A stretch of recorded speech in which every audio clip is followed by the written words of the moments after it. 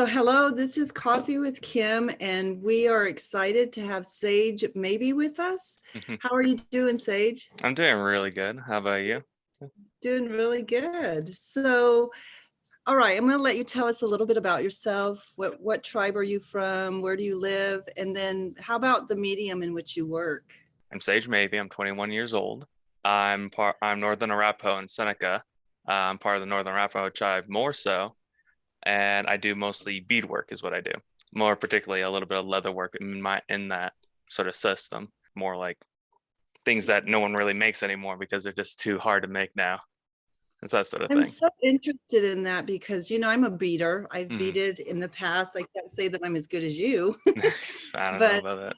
oh, your beadwork was amazing. So tell us about, like, what do you mean when you take on projects that have a little bit of a historical piece to them? Because I definitely saw that in your beadwork. Mostly it's hoof bags, particularly when what is it? I think there's about five of us now. I think there was a sixth one. There was a lady that also did a lot of hoof bag works. However, I believe she stopped making them. It was my uncle, Critter Williams. He told my dad about making some hoof bags, and they started it all up. And then dad asked me, and I started it. And no one else makes them anymore except for us. And I think even Critter stopped making them a little bit. I'm not 100% sure about that, but it's just like I don't know. Do you know what a hoof bag is exactly?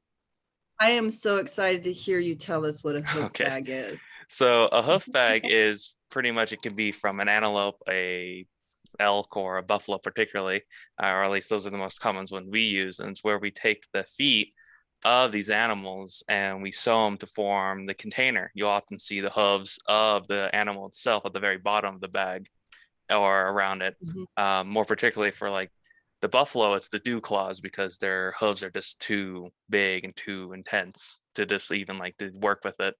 Um, so when we use those, we often like when it comes to me and dad particularly, we've always hunted the animals, except for our buff for the buffalo. I believe we get those through the tribe or through some other means of trade. But the elk and antelope particularly, we definitely hunt those down ourselves and we sew them up and and we fill them with salt, form the container, and then we bead the lid. And then that's like the beadwork on the lid is our main focus right there. And then we embellish it all with furs and whatnot. So where do you go hunting at? I'm curious. We often, particularly recently, we often went up to Wyoming to the Northern Arapaho tribe up there. I don't know what it is exactly. I don't have a really bad sense when it comes to location wise. But often the tribe up in Wyoming is where we hunt. We Mhm. got in a few elks from up there. As of recently, though, we got mostly antelope during the hunting season, and that's where we get everything from. Yeah, that's very cool. So then in reference to your beadwork, I noticed that you use a lot of cut beads. Is that normally what you use? Yeah, that's been the cut. That's been the standard since dad's ever taught me how to do beadwork. I've never gone. I never switched any of my bead types, and I've only when it comes to speed size, I've only gone up to size 11 when it comes to how big it is. It's mostly I work with size 13 beads. Mm-hmm. Yeah, beautiful, beautiful beads. So super young, was this your first Santa Fe Indian Market? I've been to the market a bunch of times, but this is the first time I've actually registered with a booth and Oh, actually gotten into it. I've done a couple competitions before for the art market, and I've done it to a few other ones too, but will be definitely the first time where I actually have my own booth. I got to get a bunch of stock going for it and all yeah, that. Out of all the markets, I'm always at the one in Santa Fe. That's what dad did, and that's what I've always gone to. So I'll probably keep doing it for years to come. So I'm excited no matter that's what. cool. That's very cool. So now, are you in school or anything, or are you a Yeah. full-time artist? You're in school. Yeah, I go to Davis Technical College. It's a welding school or trade school more particularly in Utah in Salt Lake City. I'm mostly doing welding for more artwork as I like to broaden my horizons a lot more. I want to do a lot more different types of art. Cool. So you live in Salt Lake City. I definitely do. I used to live in Colorado with dad, but then I went to the college here and I got more of a workshop of myself for myself to work in.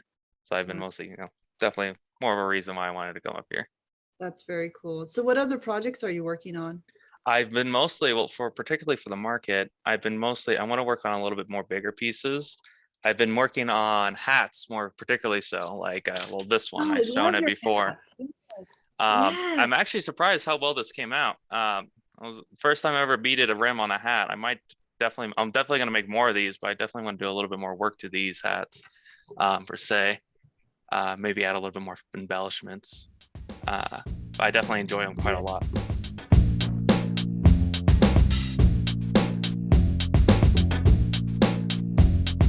I definitely want to make more of like these and matching sets with these hats, bracelets and necklaces particularly, just have a more options to it.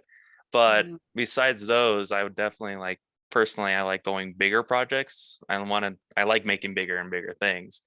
Right. So definitely I'm probably making a huff bag, a few other objects, maybe a gas mask like my dad, because he's made a few of Oh, those. Um, oh, and those been really cool to make. I always wanted to make one, but I'd never done it okay. yet. Who is your dad? So my dad is Dallin Mavey. He used to be a SWI director for for the market. Um, Pretty well known artist, I think. I don't know. It's a little iffy there. Uh, but he's done like hoof bags, beaded, gas masks, crazy like weapons and painting, jewelry even. He has a very wide way of how to do work, and he's very contemporary work, but mostly a beater of everything else. I really liked his gas mask that he did here recently. It was the pink one. Hmm. That was amazing. It took him, I think it took him about 6 to 8 months, is what he was saying. It took him 6 to 8 months to just bead. He does them really good. I'm surprised how well he gets them done. Um, Mm. Hopefully, he'll make a few more for this market.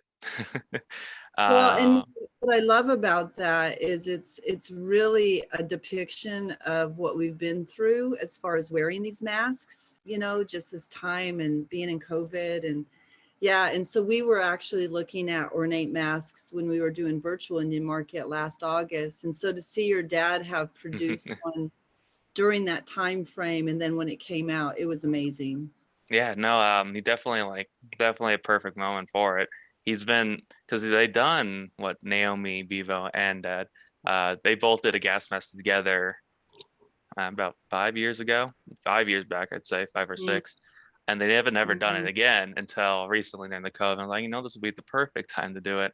So he's been, Mhm. designing them up and making a bunch of them. All, of course, COVID related with bacteria that looks like flowers and all this, you know, Mhm. floral sort of designs.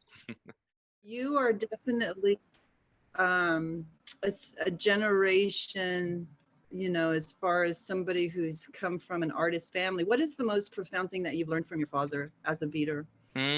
What's that you can mess with the beads a little bit. I mean, like if you get your beads, you don't really need to like keep them there.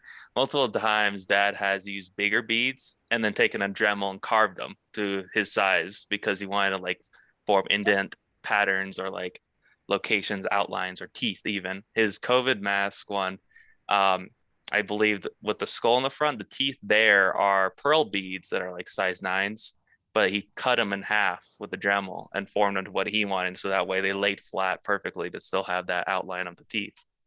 Um, Wow. so definitely when it comes to like of everything that Dad taught me, it's that when it comes to beadwork in general, just it's all right to like mess with the beads a little bit or like just try your own method on how you want to do things. Definitely can see that in the beadwork. So, are there any other markets that you're planning other than Indian market? I definitely want to go to a few of them. Definitely the Buffalo Herd Museum, but mostly I haven't really focused my eyes on it too much. I've been trying to, right now I just need to build up everything. So I've been doing a lot of beadwork. There's a lots of beadwork and hopefully I can get some more stuff going. Definitely, hopefully I can get more bigger projects in is what I really want. But I got to make sure I make my small stuff first just to have something. Yeah, totally. Yeah. Yeah, definitely we're in that time to hustle mode. Mhm, definitely. Are you feeling the pressure of it? Not really, but I mean, I don't really get stressed out too badly. I just kind of go with it. Uh, I'll get all this projects done or the small stuff probably the end of this month. And Mm. then once that's done, I can focus on what I really want to do more because I want to like make more unique things and bigger stuff. Like I love making really big things. uh, You involved in our virtual Indian market? I was not. I know I didn't have enough time for it, and I had a commission piece done Mm-hmm. for a man named Daniel Reiner, but I didn't want to send those pieces in when they're already, they're already finished. I needed to send them out anyways to him. It would have. Totally. I'd rather just, not bother with it because I just had little to nothing at the moment. Do you have a website? I do not have a website. I don't really have any source of media except for a Instagram account at the moment. I definitely need to build up on everything. My Instagram account is Sage Gray Storms Creations on Instagram, and you'll find a lot of the projects I'll be working on will start being archived in there, and that way I can just start building up. I'm very new to all this. I'm need to I need to hustle when it comes to making and forming all that. Okay, just one more time. It's Sage what Creations? Sage Gray Storms Creations. That's my middle name. Great. Hmm.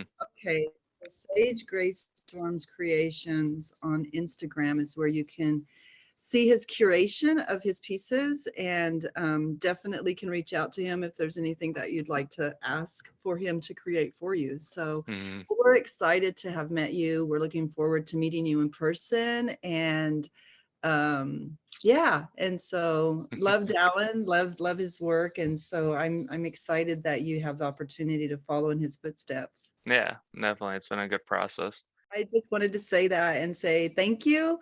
And Sage, it was very nice to meet you. Yeah, it was very nice to meet you as well. Yeah, great. Have a good day. Me too. Okay, bye-bye. Bye bye.